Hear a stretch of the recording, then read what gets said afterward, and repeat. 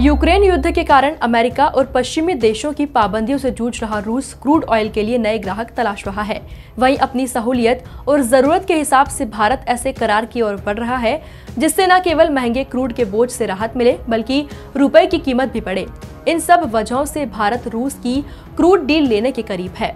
रूसी crude deal में खास बात यह है कि तेल का भुगतान डॉलर की जगह भारतीय रुपए और रूसी रूबल में किया जाएगा। वहीं क्रूड ऑयल को भारतीय पोर्ट तक भेजने में शिपिंग और इंश्योरेंस की जिम्मेदारी भी रूस उठाएगा। इसका मतलब यह है कि भारत को दो तरफा फायदा होगा। स्विफ्ट तक रूस की पहुंच रुकने से सौदा भारतीय रुपए और रूसी रूबल में करने की बात हो रही है। भुगतान ऐसे भारतीय बैंकों से हो सकता है जिनकी पश्चिमी देशों में ब्रांच न हो। ऐसा हुआ तो पेट्रो मार्केट में डॉलर का एकाधिकार टूटेगा। चीन भी सऊदी अरब से अपनी मुद्रा युआन में क्रूड खरीदने की बातचीत के अंतिम दौर में है। दरअसल महंगे क्रूड से दुनिया भर में महंगाई का संकट है। सस्ता क्रूड आता है तो पेट्रोल डीजल की कीमतें बढ़ाने का दबाव कम होगा। भारत अपनी जरूरत का 85% तेल आयात करता है। इसका महज 2 से 3% रूस से आता है। इस बीच अमेरिका ने कहा कि अगर भारत रूस से क्रूड लेता है तो इसे आपत्ति नहीं है, क्योंकि इससे किसी प्रतिबंध का उल्लंघन नहीं होता है। देश की सबसे बड़ी petroleum marketing company Indian oil ने रूस से 30 लाख बैरल क्रूड की खरीदी रियायती कीमतों पर की है। सूत्रों ने बताया है कि एक टेंडर के माध्यम से 20 से $25 की छूट पर ब्रेड क्रूड का सौदा हुआ है। युद्ध के 21वें दिन रूस और यूक्रेन में समझौते के संकेत मिले हैं। रूसी विदेश मंत्री लावरोव ने कहा यूक्रेन के तटस्थ दर्जे पर विचार कर रहे हैं। वहीं यूक्रेन के राष्ट्रपति वोलोदिमीर ज़ेलेंस्की ने कहा अब रूस से असल बात हो रही है।